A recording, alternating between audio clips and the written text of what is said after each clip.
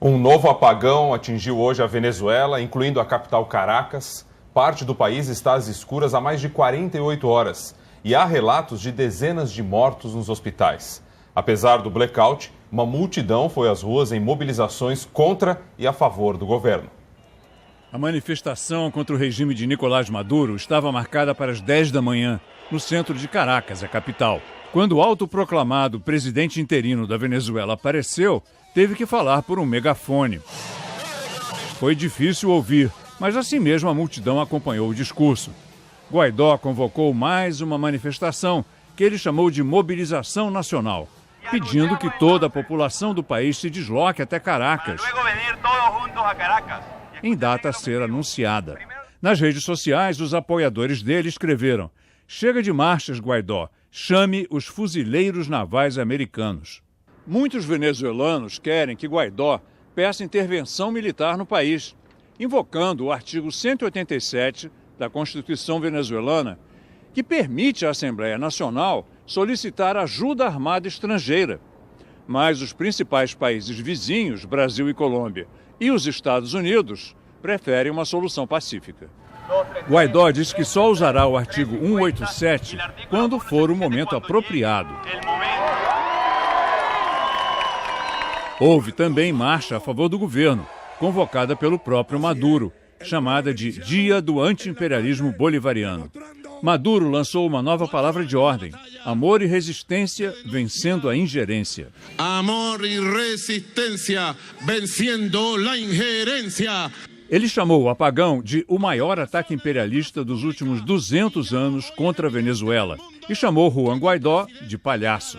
Palhaço e títere! O governo Maduro responsabilizou os Estados Unidos pelo apagão, que deixou quase toda a Venezuela sem eletricidade por mais de 48 horas, mas não apresentou provas nem detalhes. Os apagões fazem parte da rotina do país desde que, em 2007, o governo de Hugo Chávez estatizou todo o sistema de produção e geração de energia. Este apagão, no entanto, é o maior da história.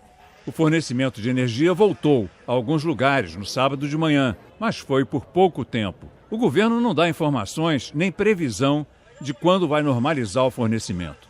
O deputado opositor Carlos Valero declarou à agência F que mais de 80% do país continuam às escuras. A maioria dos postos de combustível não funciona.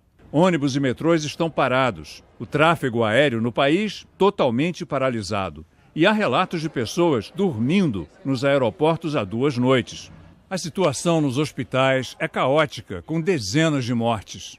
96% dos venezuelanos estão sem acesso à internet, segundo uma empresa que monitora a rede.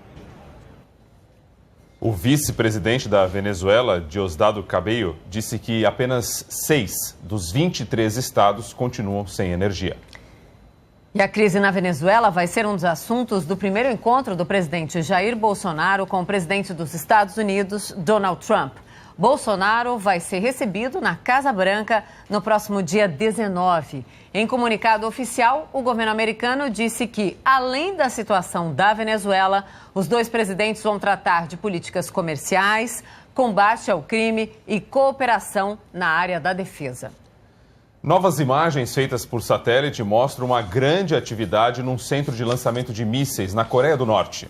As fotografias mostram movimentação de veículos, um trem estacionado e guindastes erguidos numa área de testes, perto da capital.